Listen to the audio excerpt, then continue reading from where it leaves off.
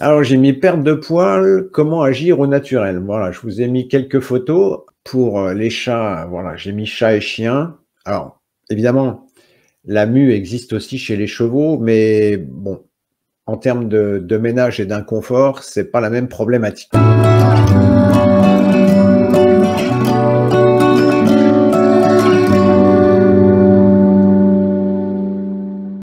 Alors, je voulais commencer par une petite pointe d'humour par rapport à cette perte de poils. Vous avez plusieurs options en termes de solutions, c'est-à-dire de choisir un animal sans poils. Personnellement, je suis pas fan, quoi. Sur la première image, vous voyez un chat, sur la deuxième, c'est un chien. La différence n'est pas forcément évidente. Ben, bon, je peux concevoir qu'il y ait des gens qui craquent sur des animaux, mais moi, ce que j'aime bien, c'est ce que j'aimais avec mon chien, c'était le papouiller, quoi. C'était sentir, voilà, la douceur de ses poils. Et là, bon, je sais pas, j'ai jamais caressé un animal sans poils, à part une tortue ou autre, mais je sais pas trop ce que ça fait. Puis à mon avis, dans nos contrées un peu froides, ça doit être un petit peu compliqué à gérer. La troisième option, c'est d'avoir une bonne brosse. Mais bon, on a beau avoir une bonne brosse, ça n'empêche pas la quatrième solution qui est l'aspirateur. Moi qui avais un Golden, bah en fait, j'avais trouvé le truc, c'est-à-dire que l'aspirateur était toujours dehors. À l'époque, il n'y avait pas de robot. Quoi qu'on fasse, il y a toujours des poils à droite ou à gauche. Pour régler le problème des poils, soit vous prenez des animaux sans poils, soit vous achetez une bonne brosse, soit vous achetez un aspirateur. Voilà, c'était mes solutions basiques ou les solutions qu'on vous propose sur les sites. Alors, ce que je voudrais évoquer ce soir, ce sont les différents cas, mais pas forcément les cas pathologiques, puisque les cas pathologiques, quand on est sur un gros déséquilibre, bon, ceux-là, on en a déjà évoqué un certain nombre. Je voudrais simplement parler des poils et puis ce qu'on peut faire déjà pour avoir un beau poil et puis pour éviter qu'il ne tombe. Vous voyez un petit peu dans l'esprit des cheveux, c'est-à-dire que vous savez que quand vous êtes un peu moins en forme, un peu fatigué, ou selon la saison, vous allez plus ou moins perdre vos cheveux. Vous voyez, il n'y a rien d'alarmant. On n'est pas dans le cadre d'une maladie, mais bon, c'est toujours désagréable de perdre ses cheveux. Mais quand c'est un animal, on a des poils partout, il faut faire le ménage. C'est toujours embêtant. Et puis, bon, bah, on sait très bien que les poils comme les cheveux, pas les poils chez l'animal et les cheveux chez l'humain, représentent un petit peu son état de santé, son état de vitalité. Donc voilà, c'est un indicateur, comme les ongles, comme la peau, comme plein d'autres choses. Donc, si vous avez un animal qui perd anormalement ses poils, bon, il faut se poser un petit peu des questions. S'il perd ses poils un peu, bon, c'est normal, mais on va voir comment on peut essayer de limiter un petit peu les inconvénients. Alors, dans les conditions où un animal peut perdre ses poils, le premier que j'ai mis, ce sont les démangeaisons. Et je vous ai mis aussi les vignettes. Je vais essayer de les grossir pour ceux qui sont sur mobile. Voilà, démangeaisons. Donc, dans quel cas un animal peut-il avoir des démangeaisons? Eh bien, lorsqu'il y a des parasites de type tique et puce, ça, surtout les puces, hein, donc le fait de se gratter, forcément, il y a des poils qui volent partout. J'ai fait une vidéo sur les démangeaisons parce que ça peut être un animal atopique. Donc là, il y aura d'autant plus un problème au niveau de la peau. Et j'avais parlé aussi, j'avais fait une vidéo sur tout ce qui est mycoses, champignons, malassezia, etc. Donc, vous avez les démangeaisons. La première cause de démangeaison, en général, ce sont les parasites et les problèmes dermato de type champignon. Ensuite, vous avez les maladies qui sont en relation avec un déséquilibre hormonal, comme par exemple Cushing. J'ai fait une vidéo, c'est la 17, donc la maladie de Cushing chez le chien. J'ai fait la 49, c'est l'hypo et l'hyperthyroïdie. Et puis la 55, j'ai fait une petite vidéo sur les allergies chez le chien. Ensuite, on a un cas aussi où on peut perdre ses poils et en humain, on le voit avec les cheveux, même si je vous expliquerai tout à l'heure qu'il ne faut pas confondre les poils et les cheveux. C'est pas du tout la même chose.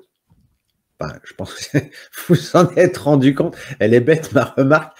Vous en êtes rendu compte que c'est pas la même chose. Ce que je veux dire, c'est pas sous la dépendance du même élément. Voilà. On y reviendra tout à l'heure. Donc, en cas de chimio, on l'a vu il y a pas longtemps, évidemment, la toxicité des produits fait que ça vient léser le yin, on l'a vu, et que ça peut entraîner une perte de poils. Ensuite, ça, vous avez sans doute fait l'expérience aussi par rapport à vos cheveux, c'est la composante émotionnelle, c'est-à-dire que le stress, plus on est stressé, plus on perd ses cheveux, plus un animal est stressé, plus il va perdre ses poils. Ce qui rejoint ce qu'on a vu tout à l'heure avec la composante hormonale, puisque quand on parle de stress en médecine chinoise, on parle de foie, et donc si on parle de foie, on parle de système hormonal. Bon, sauf qu'en médecine moderne, l'entrée est un petit peu différente. Donc ça, c'est la vidéo numéro 31. Et puis, je vous ai mis en face, justement, une vidéo que je trouve particulièrement intéressante et ça serait bien que vous alliez la visiter déjà pour vous et puis pour la faire monter dans l'algorithme de YouTube. C'est quel type de maître êtes-vous, où je parle des 9 peurs que le maître peut avoir et à partir de là, comment ça rentre en interaction avec son animal et les conséquences que ça peut avoir. Voilà. Donc, si vous n'avez pas vu cette vidéo, franchement, je vous invite à la voir. Ensuite, on a une perte de poils qui peut être en relation avec une baisse de vitalité. Et là, je vous ai fait une vidéo sur le yin, puisqu'on verra tout à l'heure qu'il y a un lien étroit entre la perte de poils et les réserves en yin, en énergie yin. Et puis, je vous avais fait aussi une vidéo, la 56, sur l'animal senior. Bah, vous savez que plus on avance en âge, plus on a tendance à se dégarnir. Vous voyez un jeune chien qui a le poil très brillant et puis un vieux chien qui a le poil moins brillant. Bah, c'est ça que je veux dire. C'est pareil pour les cheveux chez les seniors. Donc, forcément, plus l'animal va avancer en âge, plus il va avoir tendance à perdre ses poils, ce qui répond à une logique naturelle. Voilà, donc vous voyez que déjà, rien que dans ces différentes rubriques, vous avez la possibilité de rencontrer un animal qui perd ses poils. Mais là, comme je le disais, on est dans un cadre vraiment de déséquilibre, voire de maladie. Là, ce que je voudrais évoquer ce soir avec vous, c'est quelque chose de, voilà, de plus simple. Et avant, d'un point de vue occidental, j'ai cherché et en fait, bah, les vétérinaires vous disent, bah ouais, votre chien il perd ses poils. Bon, bah, c'est normal parce qu'il y a la saison, ok. Mais de quoi ça vient? Pourquoi? Bah, en fait, j'ai trouvé aucune explication. Aucune explication. Ce qui répond à une logique hein, d'un point de vue de la médecine occidentale. Par contre, on va vous dire, veillez à la qualité de l'alimentation. Là-dessus, on en a déjà parlé. OK. Alors, la science moderne fait avec ce qu'elle connaît. On va vous dire, il faut donner des vitamines à votre animal, A, E, B, D, etc. Des minéraux. Et puis, le top du top, ce sont les oméga 3 et les oméga 6. Voilà ce que propose, si vous voulez, la science moderne pour éviter la perte de poils. Alors, je reviens parce que je vois tous les jours, des gens qui donnent de l'huile de poisson à leur animal. J'ai fait une vidéo là-dessus. Faut-il donner de l'huile à nos animaux en supposant que ça fonctionne? L'huile n'a pas que des avantages. L'huile, c'est à consommer avec modération et le dosage doit être adapté à la physiologie de votre animal. Alors, je parle même pas des chevaux parce que j'ai eu une cliente là cette semaine ou la semaine dernière. Ah, mais je donne de l'huile à mon cheval pour qu'il reprenne de l'état. Mais non, il va prendre du gras, mais il va pas remonter en vitalité. C'est pas parce qu'on est gros qu'on a de la vitalité. Ça n'a rien à voir. Et donc, l'huile de poisson, je me suis fait disliker sur cette vidéo, je pense, par quelqu'un qui était une intégriste des oméga 3 et des oméga 6. Les gens n'arrivent pas à comprendre qu'une bonne alimentation, ça suffit. Alors, on peut supplémenter, pourquoi pas, mais attention, une règle à connaître, c'est que l'excès provoque les mêmes inconvénients que le manque. Ça, c'est déjà une première règle qu'on trouve dans la nature. Si vous arrosez trop une plante, elle va mourir, déjà. Et puis, il faut voir les choses dans leur globalité. Et la globalité de la chose, c'est que si vous saturez le système digestif en huile, la rate chinoise, le système digestif va être complètement encrassé. Après, il va y avoir production de ce qu'on appelle de than, je vous en parlerai la prochaine fois. Et le than, c'est la porte ouverte à tout un tas de problèmes, et notamment chez l'humain, le than, ça peut se transformer en cholestérol, par exemple. Ça peut se transformer en tumeur, par exemple. Ça peut se transformer en perte vaginale, par exemple. Ça peut se transformer en glaire, si vous voulez, au niveau des bronches. Donc, oui, quand bien même ça ferait du bien, vous voyez qu'il faut aussi évaluer les inconvénients. Et le problème dans la science moderne, c'est qu'on voit toujours les avantages, mais on ne voit pas les inconvénients. Donc, vous voyez que les solutions, elles ont quand même leurs limites. Et puis surtout, en fait, c'est un problème qui n'est jamais évoqué. Alors, il y a François qui nous dit « Lorsque j'ai changé les croquettes par du sanalio, qui est une alimentation comme des flocons d'avoine proches de la ration ménagère, Lola a eu un plus beau poil et n'a pratiquement plus perdu ses poils. » Alors, là encore, il n'existe pas de solution miracle, et ce qui peut convenir à l'un ne convient pas à l'autre. Moi, ce qui m'intéresse, c'est toujours de comprendre le pourquoi. Parce que si on comprend le pourquoi, on sait si on peut appliquer la même recette, on va dire, sur un autre chien. Mais si vous, par exemple, prenons les humains, vous gérez mal l'humidité, ou quelqu'un gère bien l'humidité, elle va vous dire « Oh, moi, depuis que je bois, je me sens mieux, je me sens plus légère, etc. » Ah vous dites « Oh, alors je vais boire. » Et puis vous buvez. Et si vous gérez mal l'humidité, vous allez prendre du poids, ça va faire floc-floc, et vous allez être mal. Donc, ce qui est vrai pour l'un n'est pas forcément vrai pour l'autre, parce que le terrain, ce que j'appelle le terrain, c'est l'équilibre énergétique, peut être différent. Et c'est l'intérêt, par exemple, de l'homéopathie qui va tenir compte du terrain, de toutes les médecines holistiques. Et quand on étudie les choses en médecine chinoise, on va prendre en compte ce terrain. Alors, le cachet de levure de bière pour le chat et son poil. Moi, j'ai rien contre, j'ai rien pour tant que j'ai pas testé, mais là encore, il faut voir les choses dans leur globalité. Alors, le point de vue de la médecine chinoise. Alors, pour les nouveaux et nouvelles, j'ai pour habitude de resituer les choses donc par rapport aux 5 éléments. C'est-à-dire que les 5 éléments, vous avez maintenant, vous commencez à, pour les anciens, à force, ouais, c'est comme je prends des cours d'anglais en ce moment, c'est comme les cours d'anglais, quoi. Plus on répète, plus ça imprime. Le bois avec le foie, le feu avec le cœur, la terre avec la rate, le métal avec le poumon et l'eau avec les reins. Je raccroche comme si c'était la première fois que j'expliquais ça.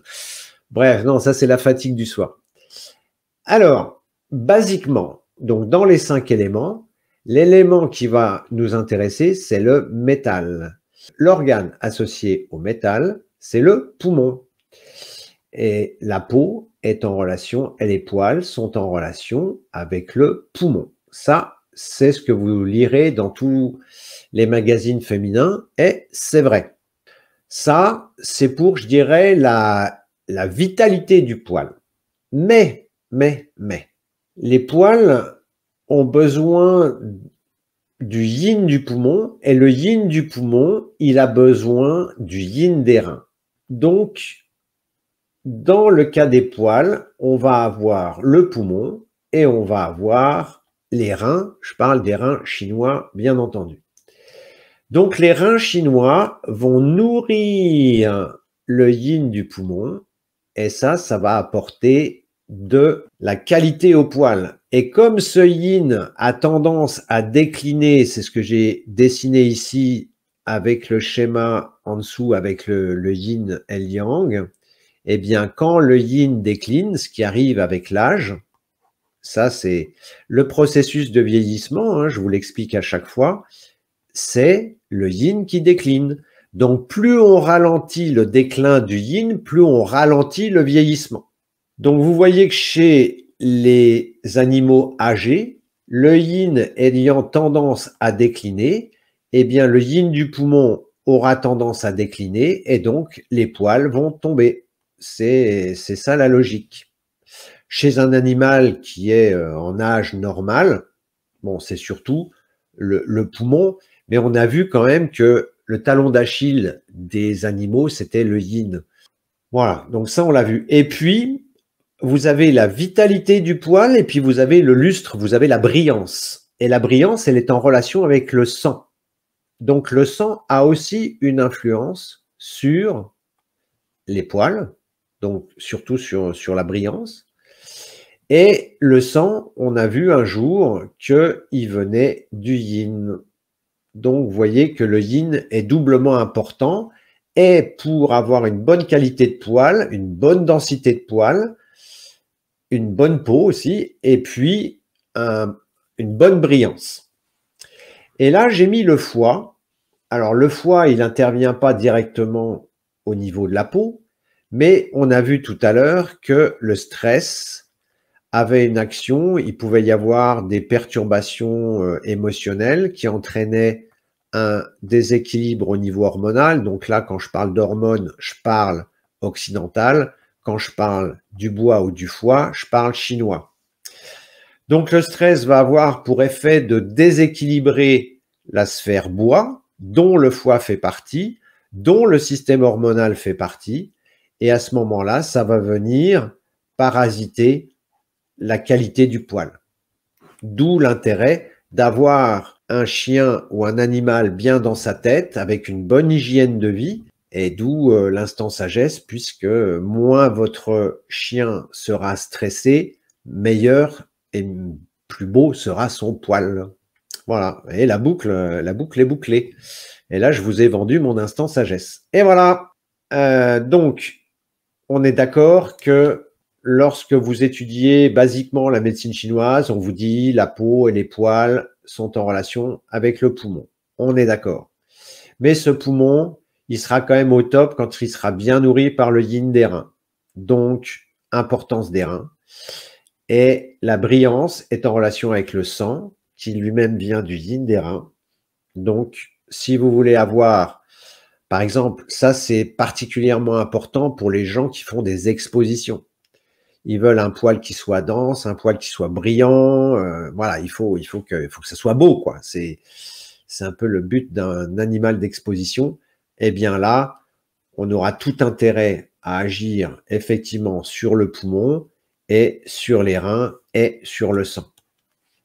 Et puis limiter le stress effectivement de l'animal. Voilà. Alors, vous savez que chez Animotao, on a tout prévu. Donc là, on est vraiment dans le cadre soit d'avoir la motivation de renforcer le poil, ou par exemple, si votre chien a eu une maladie ou il a perdu beaucoup ses poils et qu'on veut relancer, ou alors si vous voulez limiter la perte de poils, eh bien, le produit de base chez Animotao, c'est le Tao Skin. Ça, c'est le produit de base. Et si vous avez un animal qui commence à prendre de l'âge, vous pouvez avantageusement associer le Tao Yin, puisque je vous ai dit, le Tao Yin, c'est vraiment le produit à utiliser sans modération. Voilà. Donc, si vous avez un chien qui est je dirais, au sommet de son art, que vous faites des expositions, vous voulez vraiment... et si vous avez un budget limité, vous mettez du skin. Si vous voulez vraiment mettre toutes les chances de vos côtés, vous associez les deux. Voilà. Et donc, le skin a cette spécificité d'agir au niveau de la peau et du poil. C'est pour ça qu'avec du skin, non seulement il y a une pousse du poil qui est favorisée, mais il y a aussi ça donne un poil plus dense et plus fort, quoi. Maintenant, le Tao Yin, c'est pour mettre un petit peu de brillance sur tout ça pour que ça soit joli. Voilà. Donc, si votre animal a eu une chimiothérapie, etc., l'idéal eût été de lui donner du Wang pendant la chimio. Et puis, si vraiment il a perdu beaucoup de poils, vous pouvez utiliser cette combinaison pour accélérer la reconstitution du poil, si la configuration s'y prête, hein, bien sûr. Après, c'est toujours à resituer dans un contexte. Mais disons que là, on a deux outils qui sont intéressants.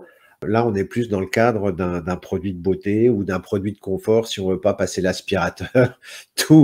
Si on ne veut pas passer l'aspirateur 3 fois par jour, comme je pouvais le faire. Alors, Julie qui nous dit, j'ai pu le tester, ça a été vraiment impressionnant, je vais en commander car ici, c'est de la folie, les poils de Golden. Ah ouais, mais, amis des Golden, bonjour. Ouais, et encore, quand vous avez des boxers avec des poils plus courts, ça se plante dans les tapis, c'est... Bon, donc, ouais, mais c'est vrai que les Golden... Donc, pensez, si vous avez une chose à retenir ce soir, c'est que les poils sont en relation avec le poumon, assistés par les reins et le sang. Ben, déjà, ça vous fait déjà une petite brique par rapport à vos connaissances en médecine chinoise. Voilà. Et pour finir, merci de mettre un pouce en l'air et de vous abonner, c'est ce qui nous aide le plus à promouvoir la chaîne. Merci et à très bientôt pour une nouvelle vidéo.